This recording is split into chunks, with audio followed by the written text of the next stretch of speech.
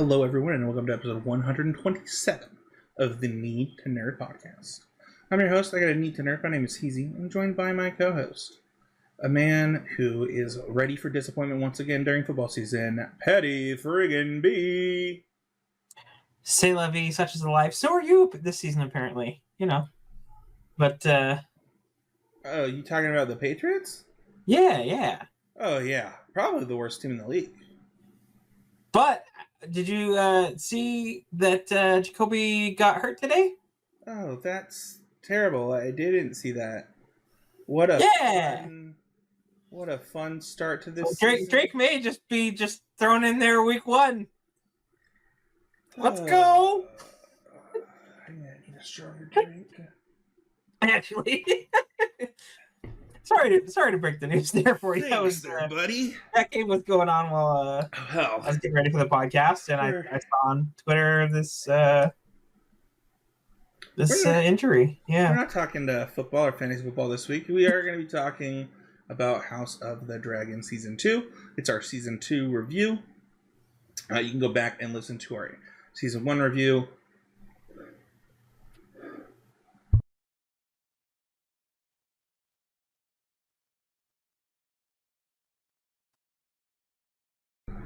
All the way back when that wrapped up.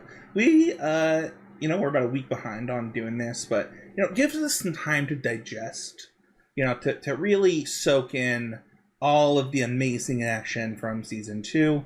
And I'm excited to talk about it today. But before we do that, don't really, you can head on over to our Discord with the link in the show notes. Check out everything going on there. As well as, the contest if you are watching on the YouTubes. Don't forget to smash that subscribe button. It really does help out the show if you like, subscribe, comment. And within the first 1,000 subs, we'll be giving away a new Nintendo console with the newest Smash game. With that being said, that's our housekeeping. We're going to dive right in this week. Patty B, what is House of the Dragon Season 2?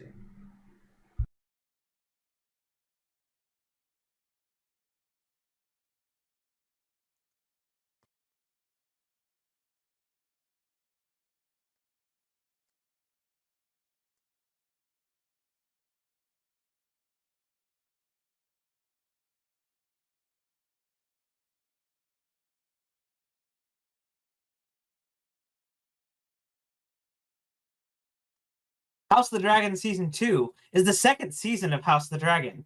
It consists of 8 episodes and follows the aftermath of King Viserys passing away, and the battle lines are drawn between the Greens and the Blacks, and we get into the early stages of the Great Targaryen War. So, I think that this show had a lot of hype for Season 2. I think that people were, Season 1 was, I think, also only 8 episodes long. It ended... No, it was 10. Yeah. Dang.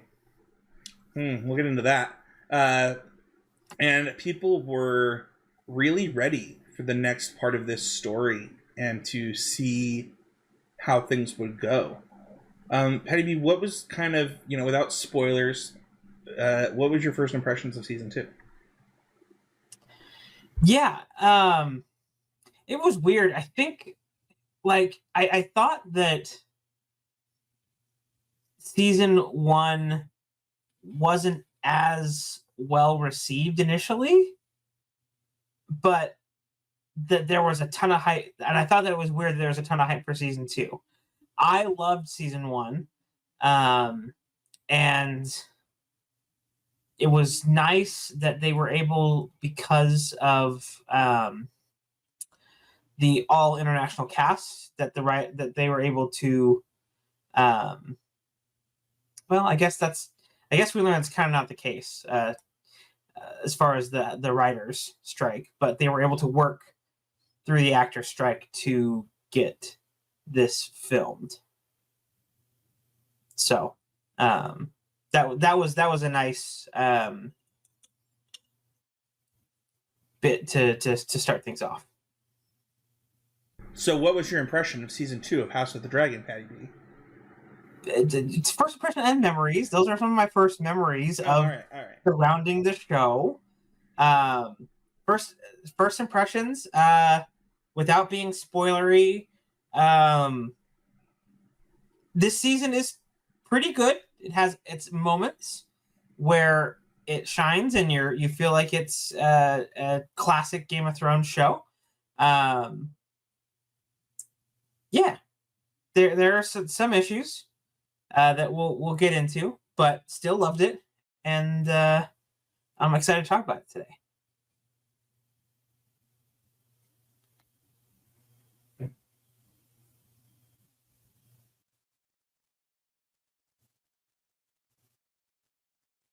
Awesome. For me, I just think that, I mean, my initial memory is remembering how long I would have to wait to see season 2 of this show. That was my initial memory. But, you know, I think that the hype that me and my wife had going into this was just through the roof. I don't have the memory that a lot of people have of people just kind of crapping on this, but I think that from being a Star Wars fan that I'm just used to it. Like, it's just, if a show comes out, everybody hates it. I remember people really hating Rings of Power. I thought this one was pretty liked. So, but yeah, I mean, my initial impressions of this were, man, without getting too spoilery, the world feels really big, and I like that. The stakes feel different for different people, and they are shown to be that in different ways. And then, kind of lastly, you have a group of, I think that this show does a really good job of flawed individuals being in power, and this season does it just as well as season 1 did. So I really like that. And then I would also say just superb acting. Like, it for so many of the people in this season, it was just superb moment after superb moment. And there are some problems, but like, from an acting perspective, I feel like we got some really strong performances, good monologues, good, away from, good moments where maybe it's not a monologue, but it's like a moment that's captured. And I don't know, I thought that this season did a really good job of those things. Yeah, a lot of good moments. One of the things that I like to say on the show is that we wouldn't be reviewing something if we wouldn't recommend it to you. And so, as we're about to get into spoilers, if you haven't watched the show yet, come back to this, watch it. It's good. Like, it's worth the 8 hours for sure. So, with that being said, let's get into spoilers and go into high-level overall impressions. And my number one overall impression is that it was too short. I just think 8 episodes is not enough episodes. If we were doing The Acolyte, I would say the same thing. I posted this on Twitter. I think 8 episodes is too small. And it should be more. I just make the show cheaper. Like, if it's too expensive to make an episode, just make the budget for each episode smaller. And that is part of it. It's tricky with doing the CGI dragons. I learned something after watching the show, that there was, because it felt like a season 8 of a normal Game of Thrones show. And I kind of paused when I was talking about the writers before, because there was the writers' strike. There wasn't, I think this show kind of suffered from that, where they weren't able to have writers on set with them to make the kind of edits that would make it feel more condensed and cohesive to the 8 episodes. And and it was because I think like this. I read something where it was like 2 weeks before they started filming. Not HBO, but a parent company, Warner Brothers, cut a ton of funding, and they had to scrap the last 2 episodes, which you could kind of see the way that things were getting set up, that there was going to be the battle at sea for the blockade and the sacking of King's Landing, to kind of pay off Rhaenyra in Daemon's vision, like taking the throne. Like that was kind of where this season was like set up to end, but due to the writer's strike and losing those 2 episodes, it didn't. We lost that end. Yeah, I mean, I said before, like, you know, not to. I don't want to just talk about how 8 episodes is not enough the whole episode. The acting is just phenomenal in this season. So good.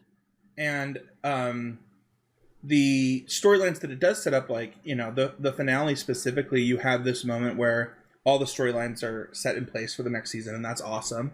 And I enjoyed it. Like, I know that a lot of people, they're like, oh my gosh, like, nothing happened. And it's like, well, that is kind of true. But I still really enjoyed it. Like, there was not... One of the things that I think about right these days, when I think about kind of the era we're at in TV,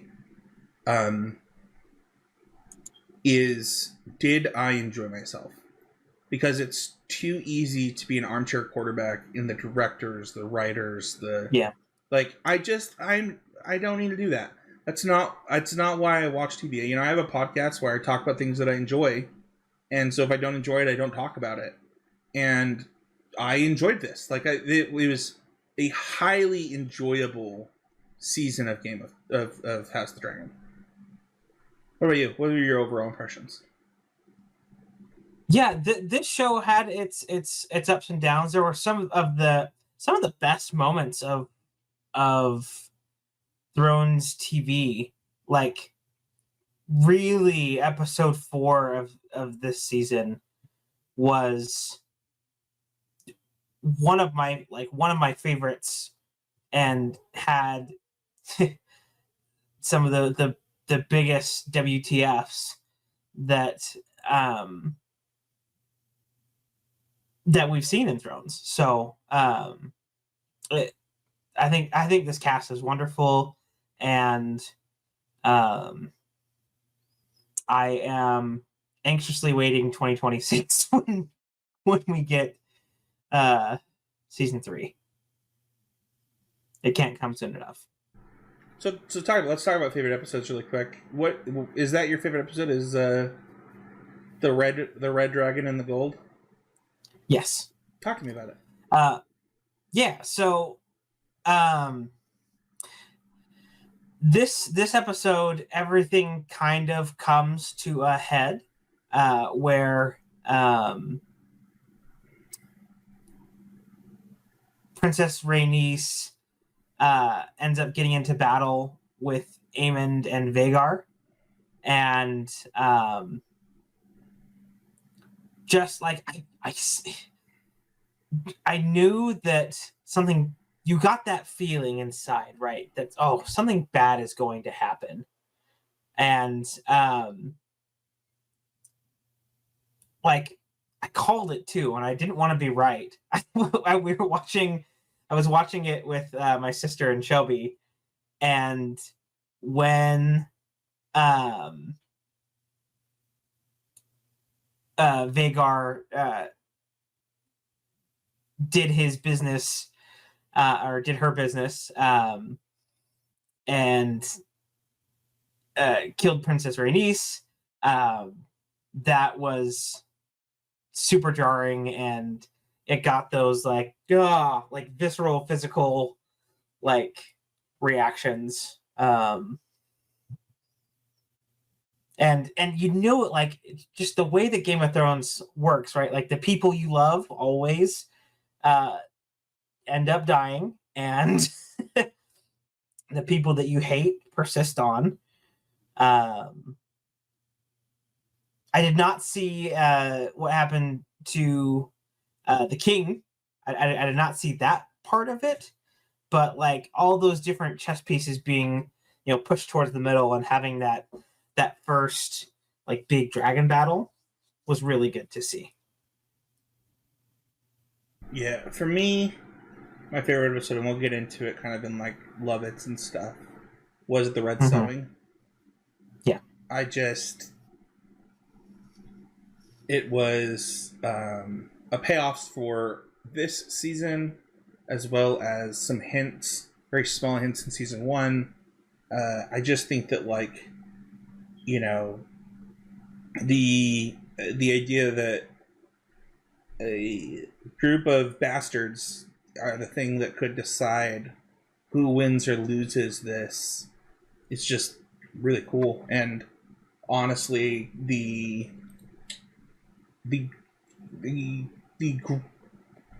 there's a moment in the episode before, it's like right at the end in Smallfolk, where Sea Smoke is just like, dude, I'm not doing this. Like, I'm gonna go get my writer.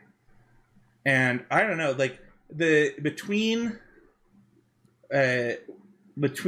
episode, I think it's episode 4, episode 6, and episode 7, you really start to understand that these dragons are smarter, and they're not just weapons to be used or things to be ridden.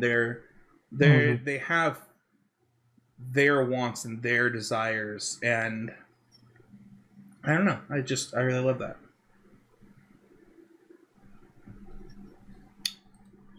Yeah, this had okay. This I guess, yeah, never mind. That's more of a.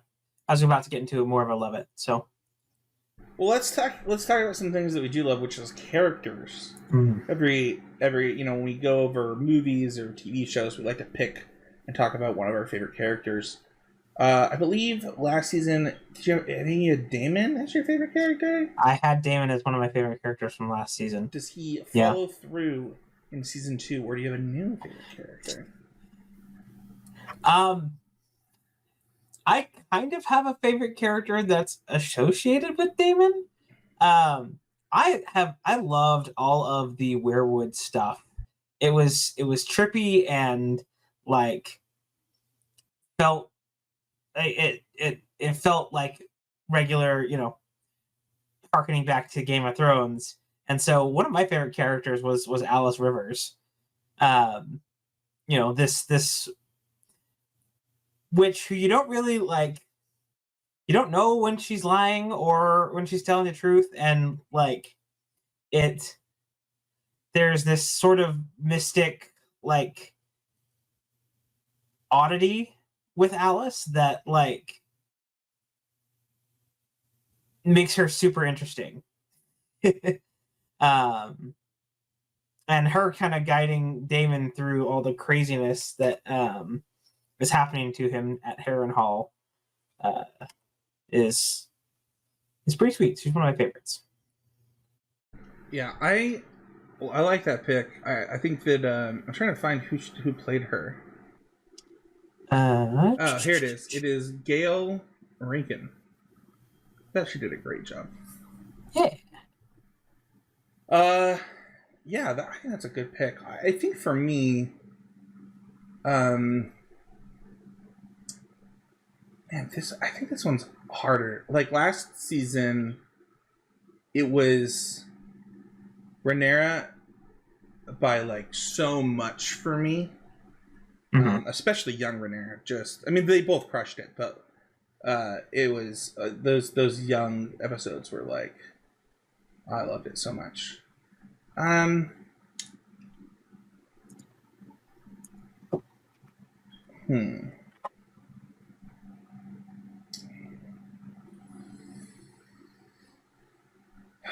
gonna have to go with you. I'm not gonna lie. There are so many episodes with Hugh Hammer where, like, he like punches the guy in the face to take the basket of food for his family. Like, he's just a him. Like and I enjoyed it so much. And we'll get into. I don't want to like take away Lovitz, but like that moment where he's just screaming in the Dragon Pit is like my favorite part of the whole season. Yeah, yeah. I mean, with this the Red Sewing being your favorite episode, yeah, that tracks that he was on your top list. It's interesting that we picked like our favorite characters were not, some of the main folks, right? They're side stories, side characters to the main action.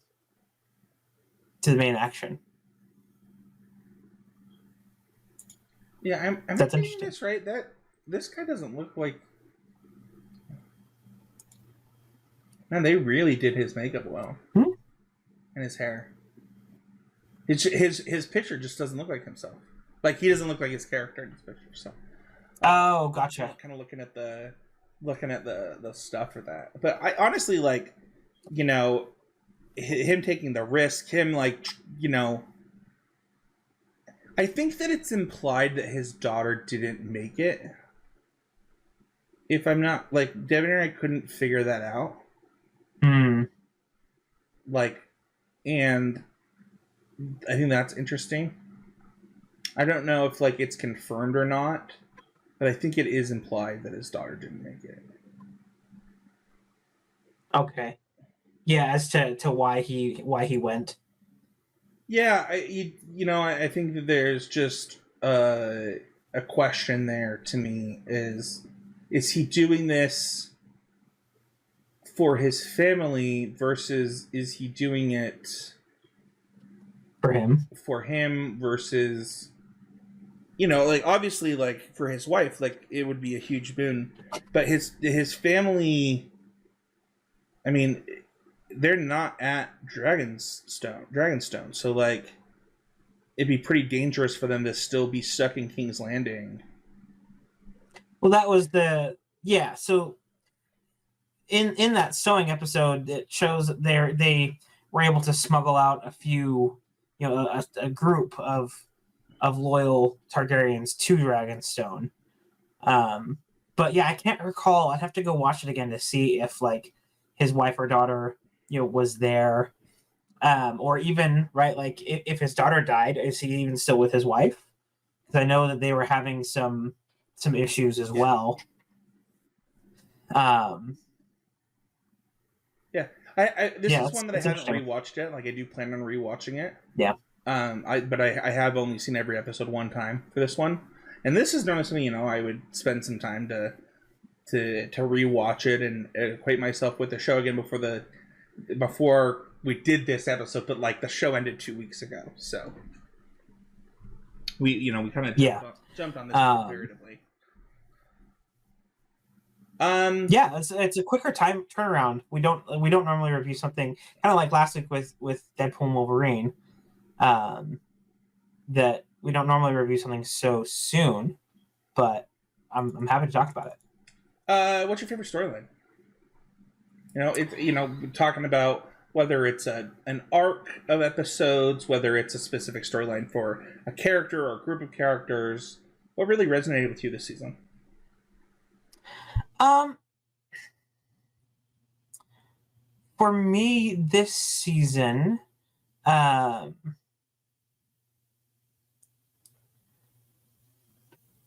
I don't love the character, but it's I guess so. It's kind of between two different storylines. The first one is I've got to get her name right, with the Lady Mysaria, and kind of following the small folk, and like all the political intrigue and happenings that go on to attack the Greens through the common people.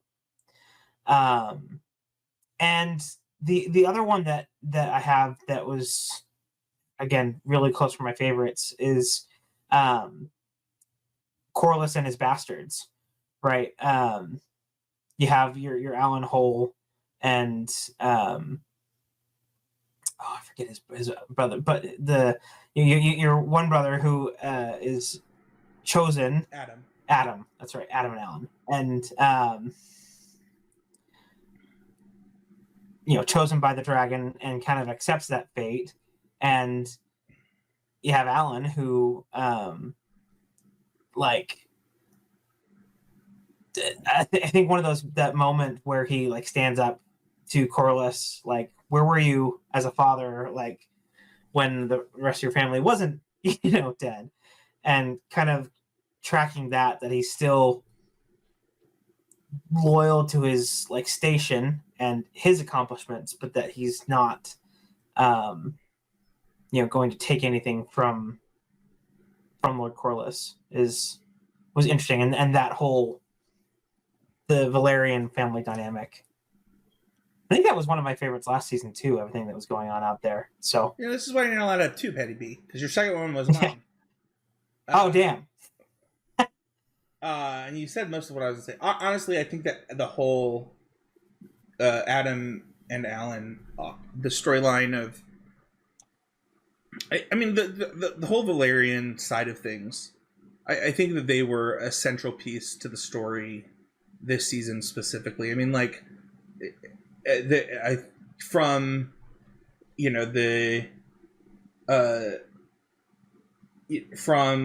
oh my gosh, I'm trying it from holy crap, why can I not say the queen that never was, what was her name?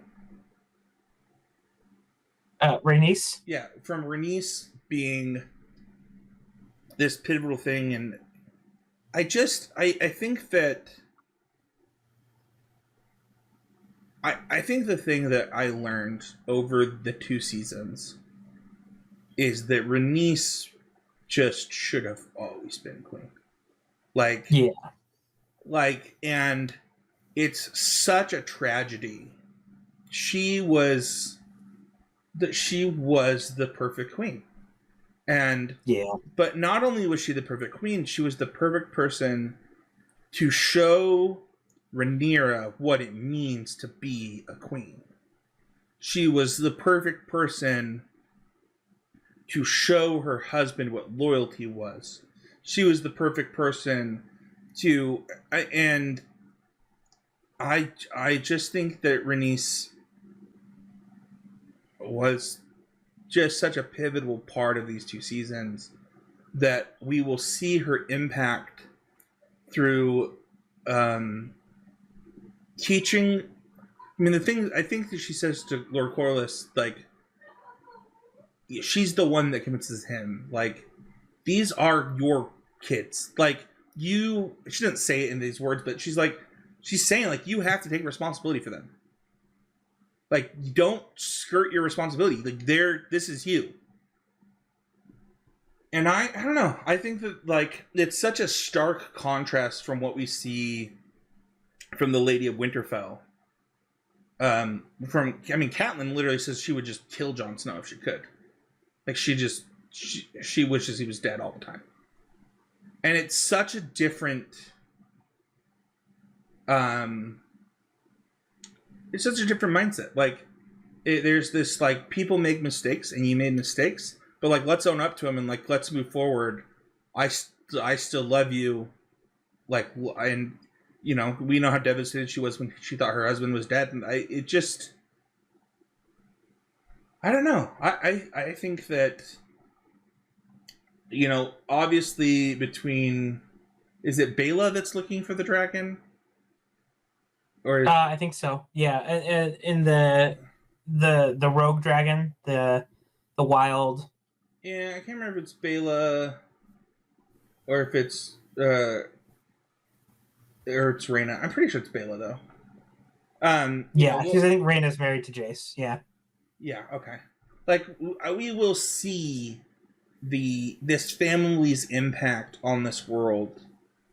I mean, we already saw it, right? Like, we already saw Baela transfer Drogon and the eggs that end up being Daenerys' dragons. We've already seen that. It's already, this family has already had such a huge impact. And I think that this family is my favorite storyline, as much as this is the House of the Dragon, because to show how the dragon and the sea snake, or the how they came together to create the strongest family in the Seven Kingdoms. So, let's move on to could be betters. We can talk about the 8 episodes for just a second. We don't have to talk about it. I think it's the biggest could be better. I think it's everybody's could be better. I think that there are things outside of the control of many people that caused this to happen. But I want to say this. I think that a bigger issue than the 8 episodes was how it felt. Parts of it felt rushed, while parts of it felt stretched. And that's a weird feeling. Like, that's... How do I get both feelings from the same season of TV? Like, if I had to see Daemon one more minute talking to crazy dreams and having sex with his mother, I was going to lose my mind. Like, I just couldn't. But at the same time, I really wish that I would have seen more of Jace's conversations with his betrothed. Because I don't think they're married yet. Like, I think they have 2 deep conversations in this show. And they're both just amazing like, I want to see more of that relationship. I want to see also, maybe this is just me. This is another thing that it's like it felt rushed. Devin and I wanted to look at a map, because how far are some of these places from each other? Because sometimes it's like it'll take this many weeks, and then it's like, yeah, but on Dragon we're there instantly, and it's like, what is that? Like, Daemon rides a boat to King's Landing from Harrenhal, and I'm like, what? How long did that take? It looks like they say it's been like weeks since the king died, but it's like, how is that possible? How did he get there? So I'm confused about I said that the world feels big, but also sometimes I'm confused. Like, I'm legitimately lost. Because I've seen a map of Westeros, and on Dragonback, right? Jace going to Winterfell should take him days.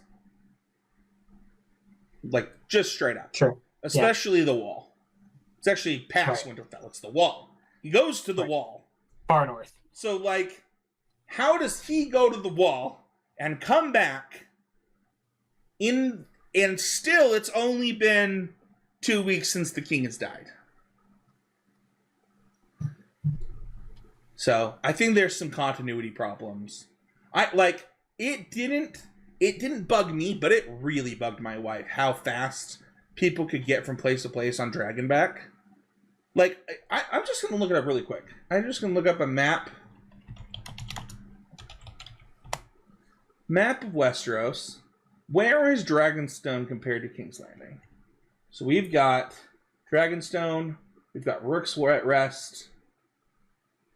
It's not that far.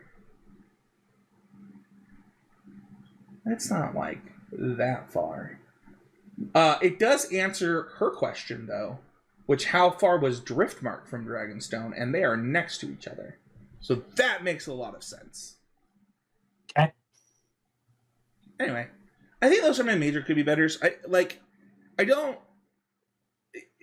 Something that I'm trying to get used to, and I don't know if this could be better, but it's probably, I always don't know how I feel about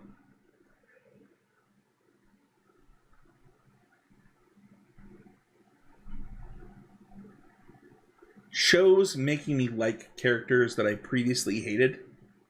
I'll give you an example. Aegon sucks. He's just a jerk.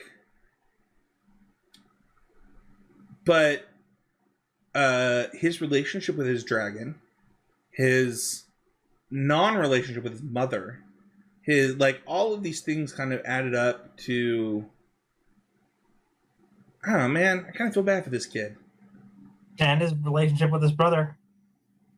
Well, that one's his fault. He was rude to his brother.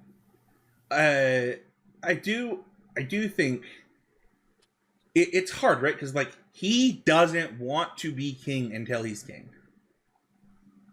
He specifically didn't want this, and then his mom gets mad at him. She's like, just because you wear the crown doesn't like give you intelligence. Like, this was your job. Yeah. This was your job. Nobody else's job was to teach him. It was you and your husband. And you couldn't control him, and you still put this kid on the throne. Yeah. I don't know if it could be better. I don't like like that it made me feel sorry for him. But I guess that's good writing in some ways. I don't know if it's a love it either, but I wanted to mention it. Yeah, I mean, and I'm pretty sure, him going off, I don't know if this will end up being spoilers, but I feel like with him going off to Dorne or wherever, right, to kind of wait out the war, means that this character that we don't like is probably going to win this Game of Thrones, right, and be back on the Iron Throne at the end of this thing. Which, good for him. What are your could be betters? Yeah, so there are a few things that, like, with the short season, I know that there was a lot of stuff with the Daemon dreams, and I think that could have been paid off more at the end. But with that, there was a few things like that could have been so much better and bigger. And a lot of it has to do with I have a could be better about this. The killing of keep going. The prince, right? Like a son for a son. Wait, hold on. I'm confused. Are we talking about his dream? I liked the Daemon dreams and stuff, but it was so extensive, and we didn't get the payoff that we should have gotten in the last two episodes. Well, I'm now going to what could have filled that time with less of those dreams if we weren't going to get that payoff, is maybe some more exposition and fallout with the killing of the baby, right? This young prince, how that wasn't as huge of a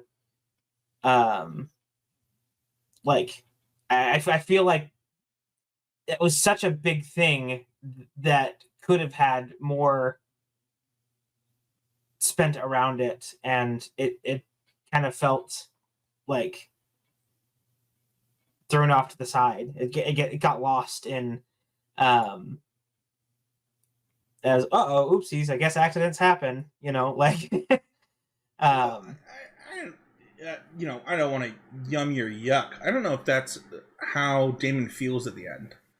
Like I do think that the dreams change Daemon.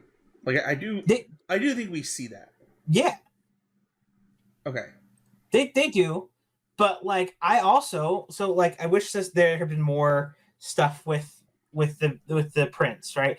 I think the Eric the twin off of them having to fight each other, right, and killing your own kin, right? The other one couldn't live life after. Like I think that they could have done a lot more with that arc. Okay. There's a few more of these other smaller arcs that maybe got less time. So I have one in this vein, and this might be what you're talking about. Was it ever clear to you that Helena was the one talking to Daemon? No, but I have watched some videos online after the fact and learned that she's part, not just Alice, but she's part of these dragon dreams, right? And showing these things to him. So I also don't think they made that clear enough to me. Yeah, and I don't know if it was because we lost the episodes.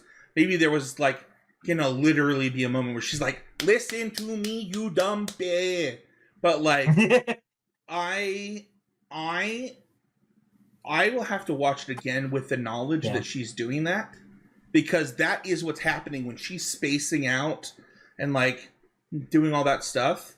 Anyway, I know that she spends her time in Dragon Dreams, but I didn't make the connection that they were at the same happening at the same time. Yeah, exactly. That's my could be better, is that it wasn't clear to me. I mean, I think there is literally a scene where she is in front of him talking to him, but it is not clear to me that she is currently in a dragon dream talking to him in his dragon dream. Like, I don't think that that's clear, and that's could be better part. Yeah, I mean, I love the scene where Aemon tries to bully her into getting on her dragon, right? And she just gives him the business about his future, right? Whatever you do doesn't change what's going to happen. Should we get into Love It? Should we I don't think I have any more like real strong could be betters. Okay. No, I love that scene too. Let's talk about that for a second. Helena was almost my favorite character this season, because she has some of she actually might be my favorite character this season, now that I'm thinking about it a little bit more. She has some of the best moments.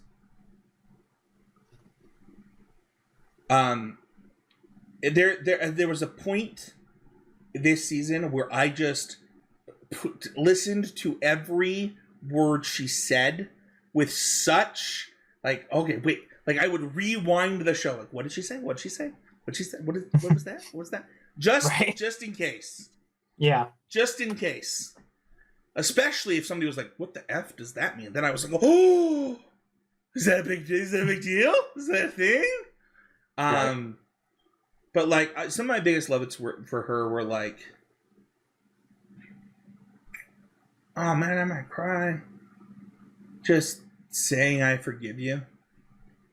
Like, I think that she is such an amazing part of this family, of this thing. It's unfortunately been spoiled for me how she dies, and which I don't need to spoil that she dies for what it's worth. Like, they all die, guys. It's a show about a bunch of people that die. Kind of the show. Yeah. Just so we're clear, all these people are dead. But it's tragic, and like, she, from her just offhand things, the blood and cheese thing is so interesting, because she probably knows that it, like, if I don't say it, they're just gonna kill both of them, and probably me. But if I say it, I can save my other kid and get away. Yeah, that's so harrowing, right? Like, which one is the boy? Like, oh, that just... And even more than that, like, imagine being in that position. Even more than that, you know, the fact that she says that to her mom, knowing that Sir Krusty Cole is the reason her son is dead, because he's doing, like, that's the guard. That's who should have been there. Oh, because he was doing the nasty with with that's mom. why why it happened.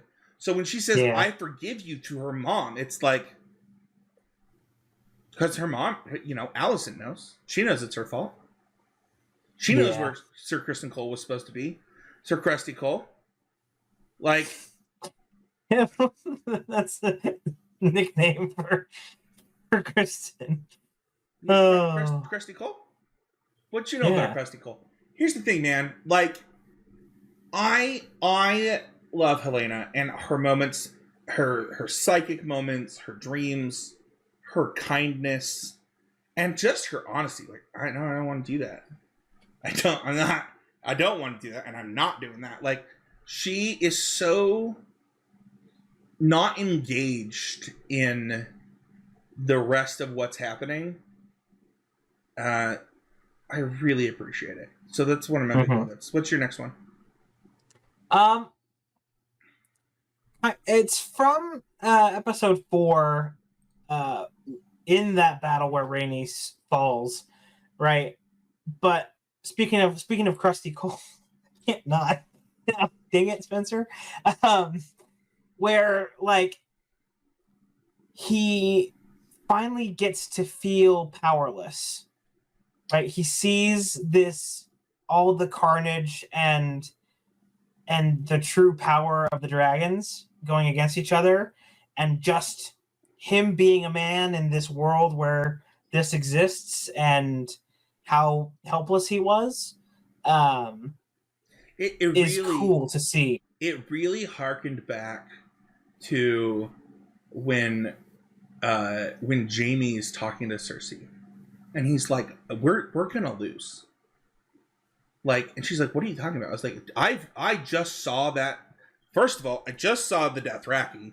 We're not beating them. I just saw a dragon, and it single-handedly took out like 5 battalions in 3 seconds. And she has 3 of them, Cersei. 3 of them.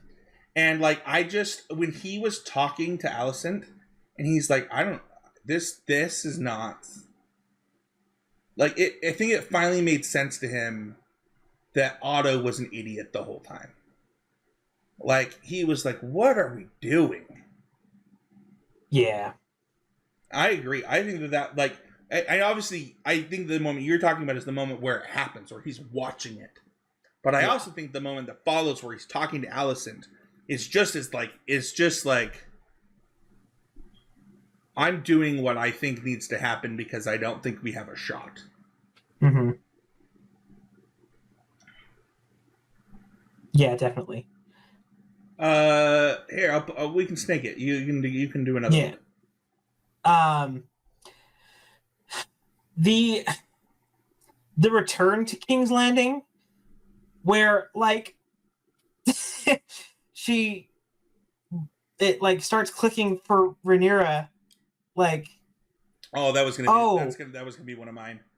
Yeah, like, where, are you talking about this story about the prince that was promised? Like, you don't get it. That's why you thought that he wanted Aegon to be king, because he was talking about this legend, fairy tale of the future, right? That is in his final whatever's like, like, there's a, how could you be so stupid?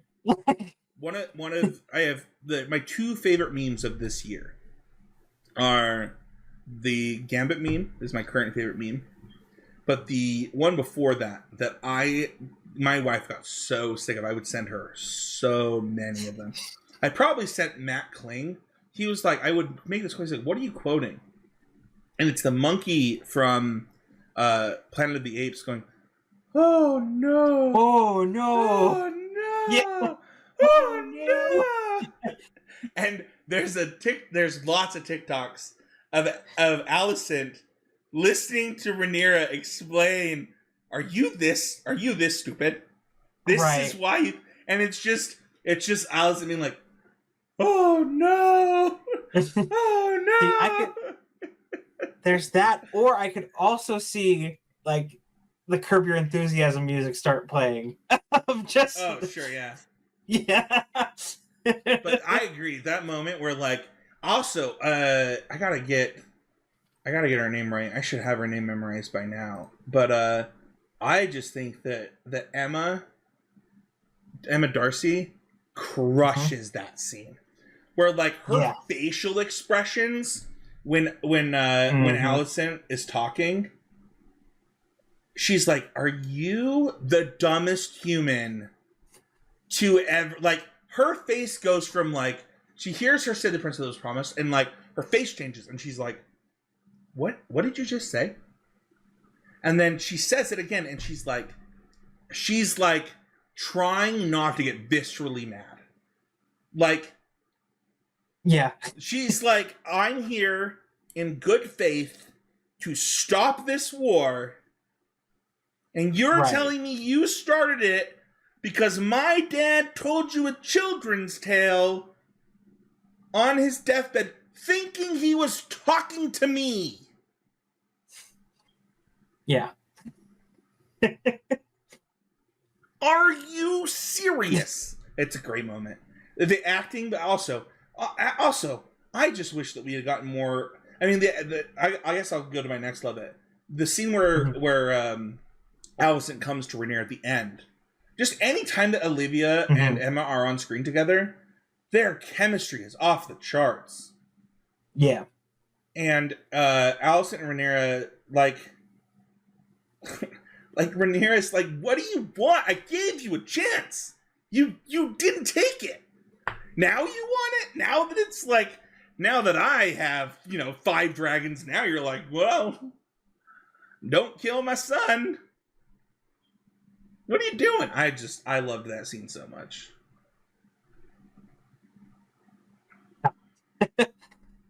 That's great. I guess I'm next here. We kind of talked about it earlier, but I loved how Seasmoke went and chose Adam. Yeah, that was one of mine too. Dang it! Why are we on the same page? Because it's good. This season was really good. You can have that one. I'll do this one. Can we talk about it first? Let's like sure. Go back and forth. Yeah. I think I have a very specific reason for liking it, where it's like, one, it tells you that somebody died, right? That his writer's dead now. He died. Oh, sure. Yeah. Like, and they had alluded to it a few times. Yeah. Of like. Yeah, but like it's like, what are we gonna do about Seasmoke? But I like that Seasmoke took the initiative. Like he's like, I'm not dealing with this crap. I know the type of person that I like to be with, and I'm gonna go get that person. And what's even funnier to me, is the dragons are just a huge love it for me this season, because is it what's the name of Aegon's dragon? It's not Sunfire, is it? It is. Yeah. The fact that dragon learned English because his rider wouldn't learn Valyrian is hysterical to me. Yeah, I think we talked about that. I think during episode, like I needed to talk about it on this episode. It is like the most heartwarming thing to me that this dragon who's got to be like, how old is Sunfire? He's got to have I assume there was riders before Aegon. That's a big dragon. Yeah, he's not an old dragon. I think Sunfire's a younger dragon at this time. It is his only rider. That's really cute. Good for them. Good for them. As far as I can tell, Sunfire hatched on Dragonstone. The exact year of the birth is unknown. Okay. He was described as being a young dragon in 120 and 129. Sunfire is known to have been older than Tesseren, although it is unknown exactly when Prince Targaryen or Aegon claimed Sunfire as his mount. He is known to have been claimed by the prince by 120. So he was a young dragon when he claimed him. Yeah. I do love that Syrax is more snakely, that like he's missing his he's more like the dragons that you think of. Getting back into our Dragon Drake. He's kind of more of a for what it's worth, I do believe that in Game of Thrones, they are all technically drakes. We don't want to get into like the Drake Dragon conversation, but I do believe that like from George R. R. Martin, like they are all two-legged. So well, maybe we'll get into it a little bit. They have arms like hands, that are attached to their wings that they use. Right. So their wings are a little bit bigger, and also they have phalanges off of them. So interesting to note. Like, I don't have a problem calling them dragons in Game of Thrones for some reason. I think that, like, I don't like that they do it because they didn't do it to cheapen costs in this case, which is often why a dragon becomes a drake, is because CGI dragons with 4 legs, 2 wings, a tail, a long, like, all of that is, like, kind of hard to think. But in the lore of Game of Thrones, this is how dragons look. Yeah. So it doesn't bug me as bad because it's accurate to the source material versus, I mean, I could have a word with George R.R. Martin about the difference between a dragon and a drake, but, like, we don't need to get into that. It's not a hill that I'm gonna ever die on, just because, like,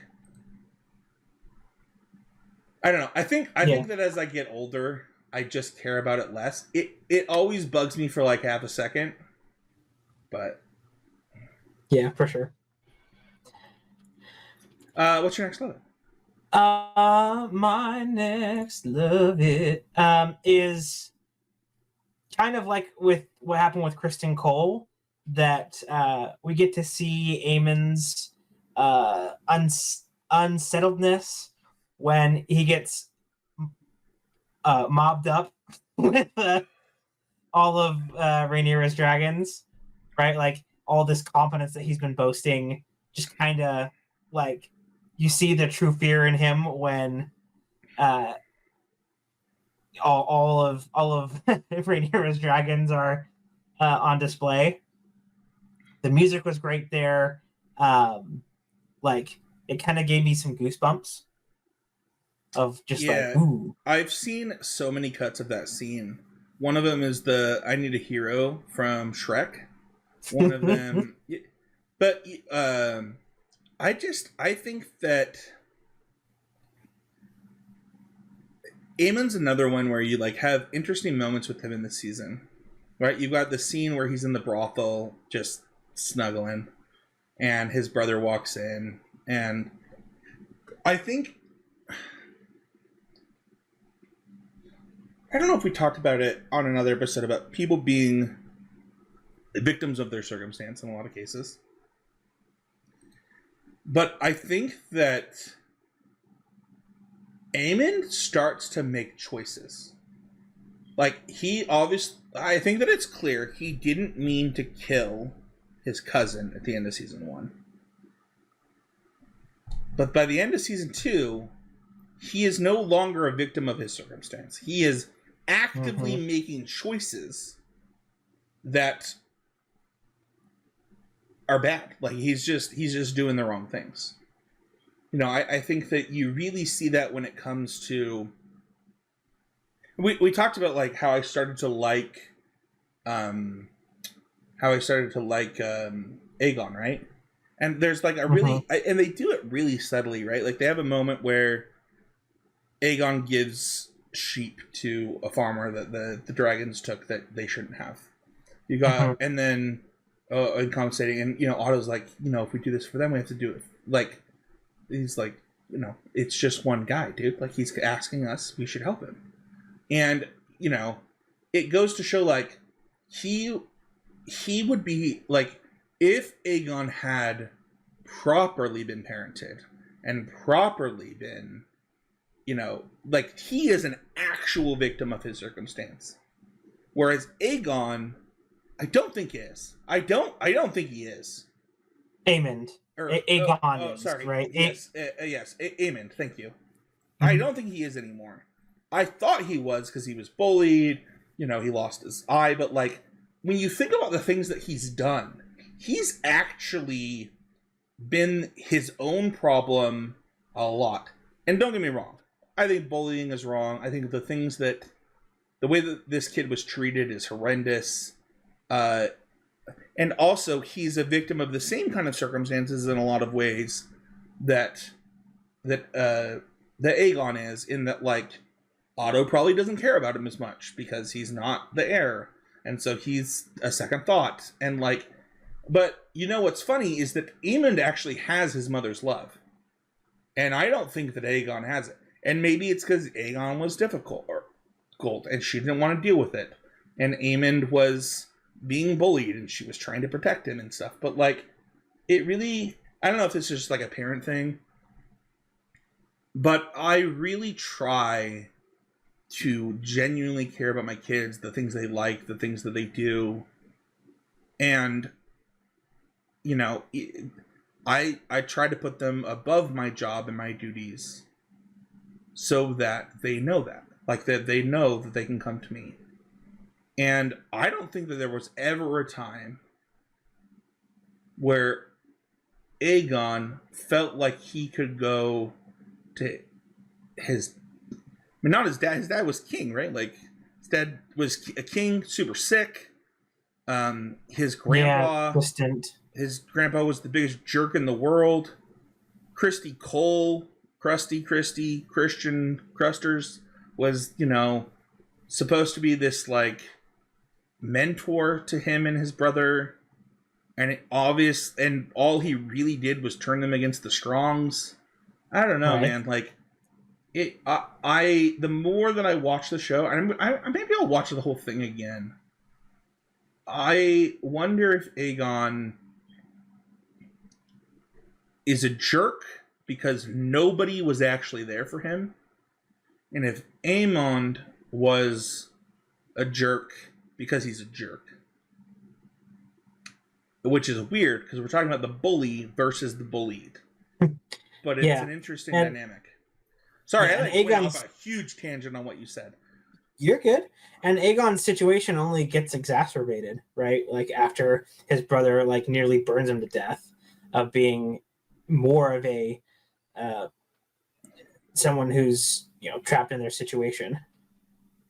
Yeah, now I'm a king that is not even king, and yeah, there's, like, huge problems there. Huge problems. Is it my Love It next? I don't know. So I want to talk about the Dragon Dreams again really quick. I really loved Daemon's character growth. And I get it, man. People are, like, sick of the Dragon Dreams. Some of them are real weird. But I think that if Daemon had a do-over after those dreams, he would do a lot of stuff differently. And I don't know if I'm going to be really open and transparent on this podcast. I'm going to post this to the internet. Let's go. I did ketamine trauma therapy to deal with the suicide of my best friend and cousin, and some other stuff. You know, when I got diagnosed with PTSD through religious trauma, plus the trauma of my cousin, I was like, okay, I gotta do something. And you know, those type of releases in these psychedelic weird things, there's actually some real merit to it. As somebody who's gone through ketamine therapy, I can now dream about my cousin without having a complete collapse and meltdown. Mm-hmm. And I think that if, you know, as somebody who's been through that and watches Daemon realized he was wrong.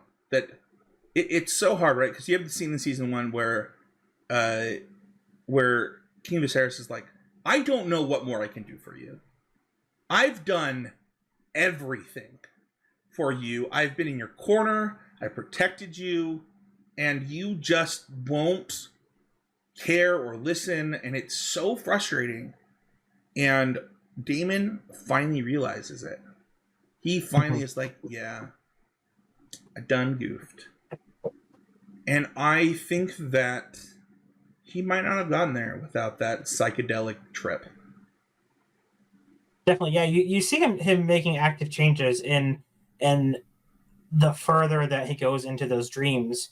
And, it starts off with the Brackens, right? Him doing all this kind of shady stuff to get his way, and then like, and I know a lot of people didn't like it, but I loved that Helena kind of played on his arrogance, and the Three-Eyed Raven kind of played on like, oh, you have a big part to play in the future of this world, as far as stop sulking and get to it, right? Like, you don't have to be king to have a big part in what is going to happen in the future. So like it's good, and like people kind of thought it was more fan service-y with like showing Daenerys and all of the crazy stuff with the wall, and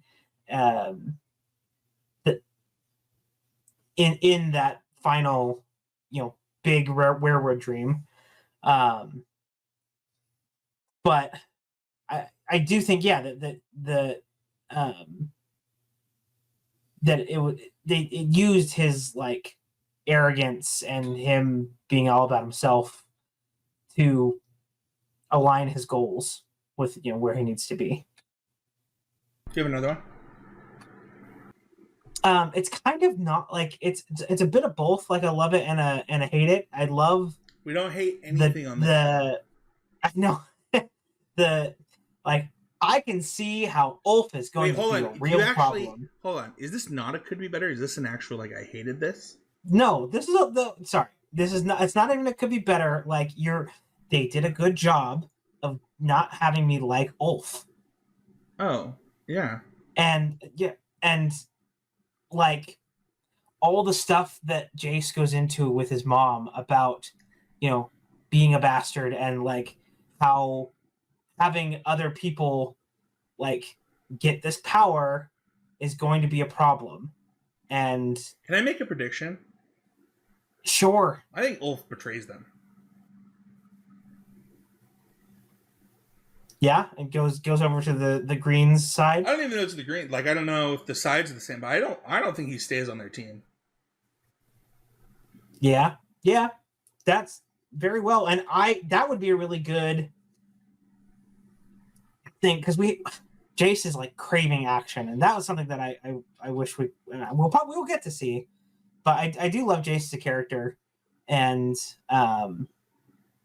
like the conversations they had with Bela and or Helena. I can't remember which who's is who. Everyone's family. Rhaena. Rhaena. Yeah. Yeah, I mean, that's could be better for the writing of George R.R. Martin, that all of these names are the effing same, and it's horrible. Yeah, right.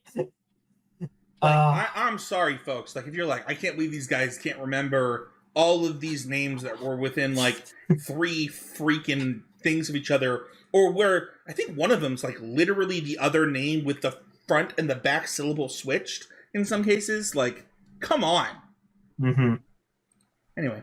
Yeah, and part of that is because of the all being in the family and having strong, like, there's a million different Aegons, right? Like Jon Snow is Aegon. We have Aegon the Third.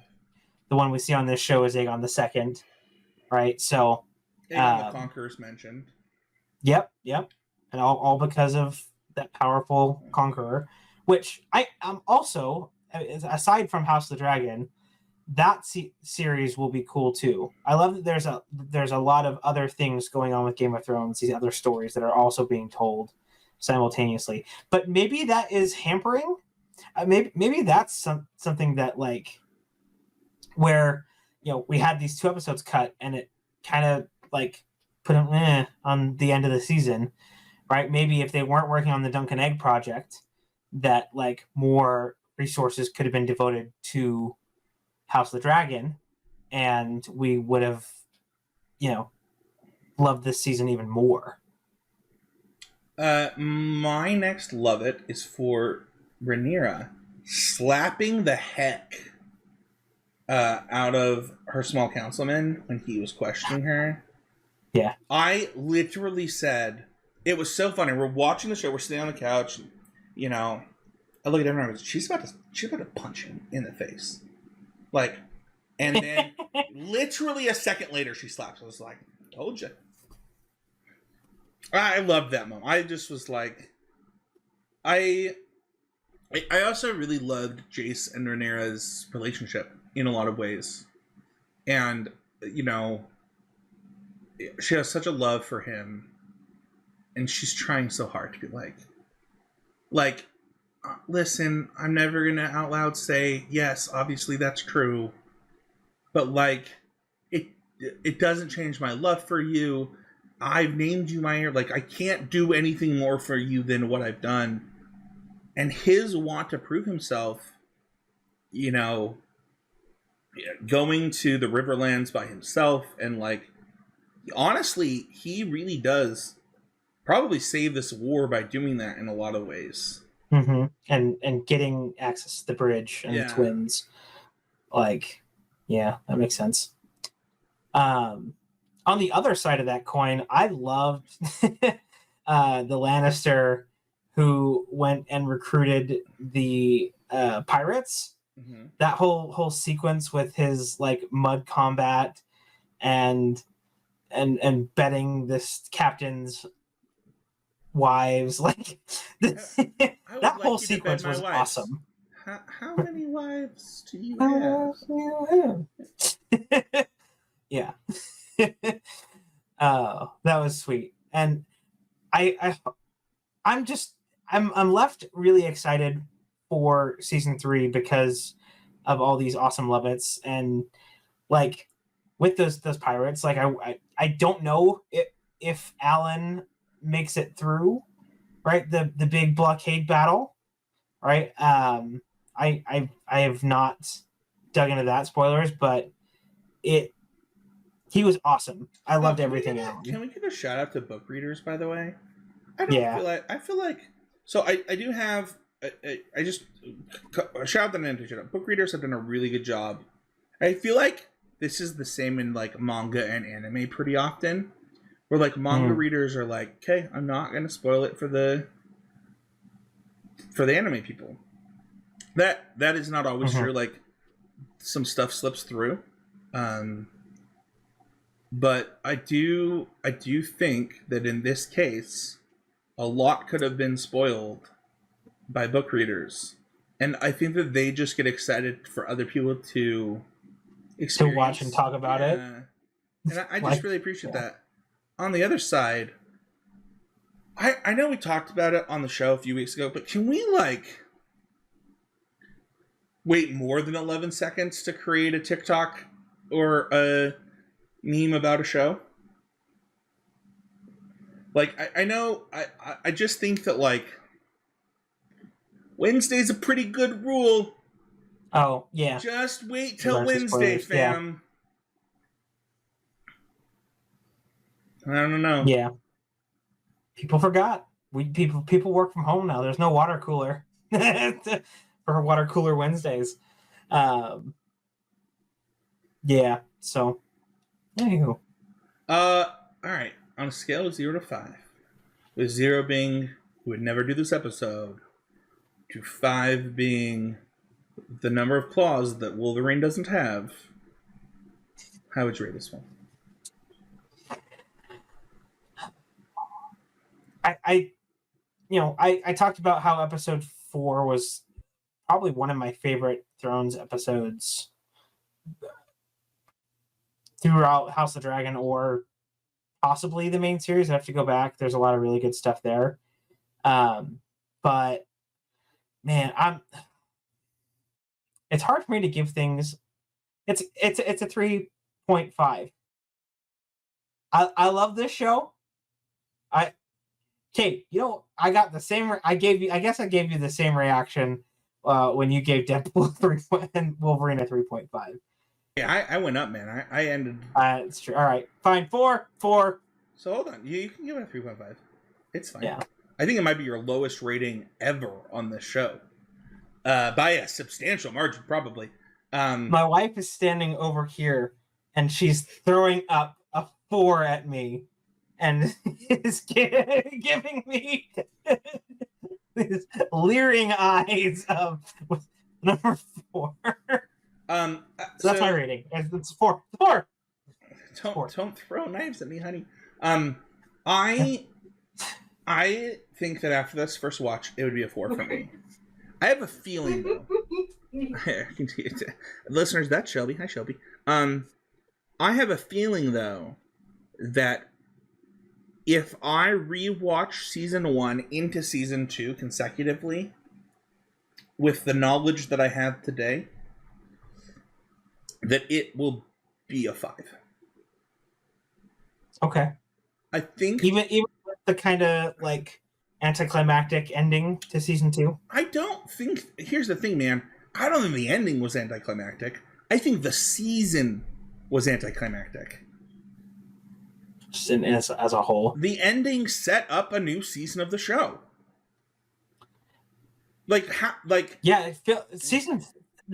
Episode 4 being that big, battle with Vhagar and Rhaenys, right? Like, that was like some of the biggest action this season.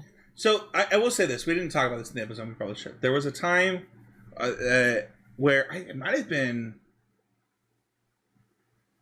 have been after episode 2 or 3.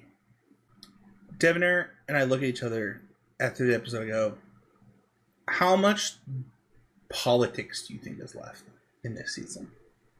And Devonair looks at me and she goes, I think everybody dies the rest of the season. I think that it's just a bloodbath.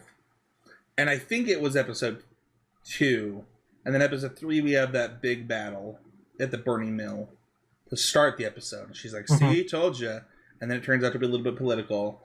Then episode 4 happens. She's like, told you. And then nothing. Big battle happens the rest of the season. Yeah. But I think that every episode was enjoyable and good. And I think that, like I said at the beginning of the show, I enjoyed every episode. I don't think that there was an episode that I was like upset afterwards. I don't think any of that. I think that I enjoyed every episode, and the fact that it left me wanting more is a good thing. In some ways. Now, if this was the end of the show, that would be upsetting. But it's not. We know it's not. We're going to get more in 2026. Yeah. We're going to get a different Game of Thrones next year.